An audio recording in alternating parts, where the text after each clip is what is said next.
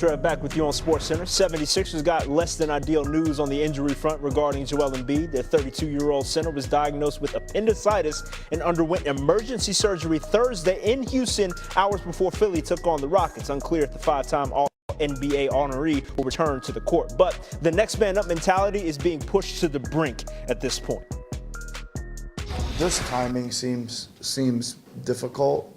I mean, we had like an unbelievable day as a team yesterday. I mean, we had a great practice and great film session, and we were getting up and down the court, and he was a part of all that. So it's a little bit, that's what hits you a little bit in the stomach when you get that news.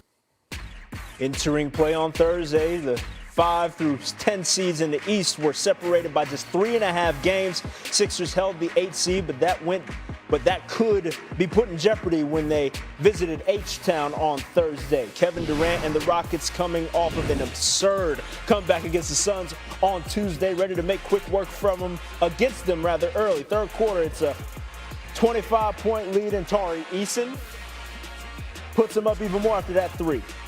Durant was off the bench to start the fourth. 76ers down by 17. Dominic Marlowe off the miss there for the putback. So Philly's cutting into that lead, and Slim Reaper's going to come out here and make sure things go as according to plan. However, immediately afterwards, Justin Edwards grabbing the miss, putting it back in to cut the lead down to 7. Under 2 minutes to go in the game. VJ Edgecombe, step back, fade away, cash.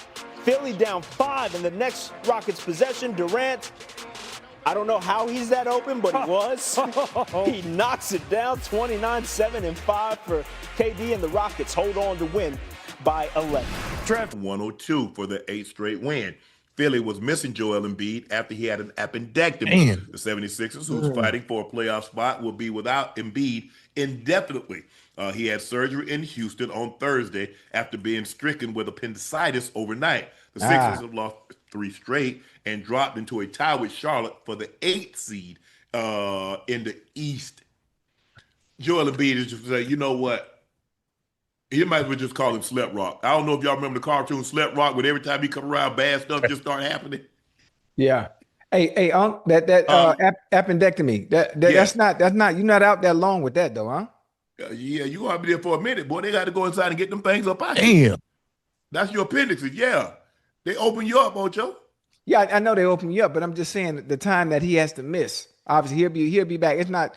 I mean, not maybe too long. Probably a week. Okay, that's not bad. Yeah. That's not bad. Long as it's not a significant amount of time, especially with him, getting ready for the playoffs.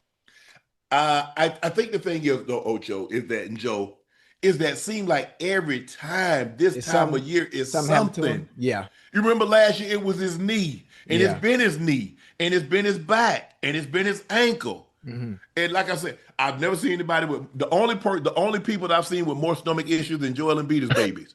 I ain't never seen nobody have issues like him. It's something I don't know what's going on, and I'm saying that tongue in cheek, but he's had issues with his stomach before. Appendicitis, there's nothing you can do. Right. I heard it's very painful from people that've had it. It's like, oh, bro, they got you. Hey, if they have you doubled up, damn, and clearly you do emergency surgery, but it's just like it's one thing after another. No. I don't know. I'm trying to think the time, maybe once in his career that he's entered the postseason.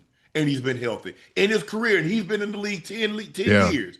One time of all those years, because we see when he's healthy in the regular season, he had to deal with. Wait, joke alone. Hey, hold on, has there been a season, if he's been in the league 10 years, I'm not sure how many years he's been in the league, has he had a complete season where he's been able to play 82 game season, or is he? He never played 82 games, and he ain't gonna never play 82 games. Yeah, because of the size. There was a couple of seasons, Ocho, where you remember that he was having MVP caliber year. He ended up winning one that he was playing probably 68, 70 games. Okay.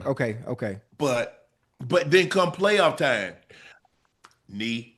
Because remember last year he was like, what was it? Last year or 2 years ago that he was like barely get. That might have been. Was that last year? Might have been last year. Might have been 2 years ago that he was like 30, looked like he was about 40%. Yeah. But when look, when he's healthy, and that's a big win, and that's probably why they haven't enjoyed the success that they wanted to have, even Right. when Harden was there, because he couldn't stay healthy.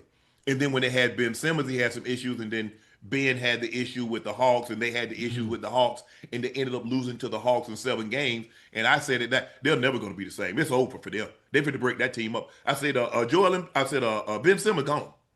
For Doc to say what he said, and for Joel to say what he said, he was over. I said it. I said, "Oh man, you don't know what you're talking about." I said, "Okay." And then Philly, how internet is, Ocho and Joe. Man, they had a trash can going down. It was flooded, and there was a trash can, and people talking about this Ben Simmons. I said, "Oh yeah, so it's definitely over now." Listen, Doc man, kissed the baby. Hey, you got to trust the nah, process. process over with. Here you talking. That That process shit over with. Hey, listen, and this is what I'm talking. This is what I'm talking about. This is what I'm talking about though. When Embiid don't play, you look at Max and Edgecombe numbers, they be totally different, bro. You know what I mean? Yeah. Embiid is a ball stopper, Uncle Ocho, meaning there is not a lot of movement. He gonna get you 25, 35 points a night, but the rest of these dudes around him, they ain't gonna really be doing a whole lot. You know what I mean? Because he's so stagnant offensively, and there's no rhythm, there's no flow. So, you got a rookie like Edgecombe who thrives in transition. You ain't gonna get many transition buckets, bro. You know what I mean? Because you saying Embiid taking up space? I'm saying because he's so ball dominant, when the ball gets in his hands, it stops. It don't move. He ain't moving around, setting too many picks and rolling. You know what I mean? It's just not a lot of flow and rhythm in the game. So it hurts everybody else around him. Yeah, he can score in a half court set. That's what he do. Yes. But the glaring thing is he doesn't give you much defensively. You know what I mean? He's spending all his energy on the offensive end, letting you know that, look, I can still get 30 a night, and we know that. But defensively, you don't see a whole lot of shot blocking from him. You don't see a whole lot of great defense.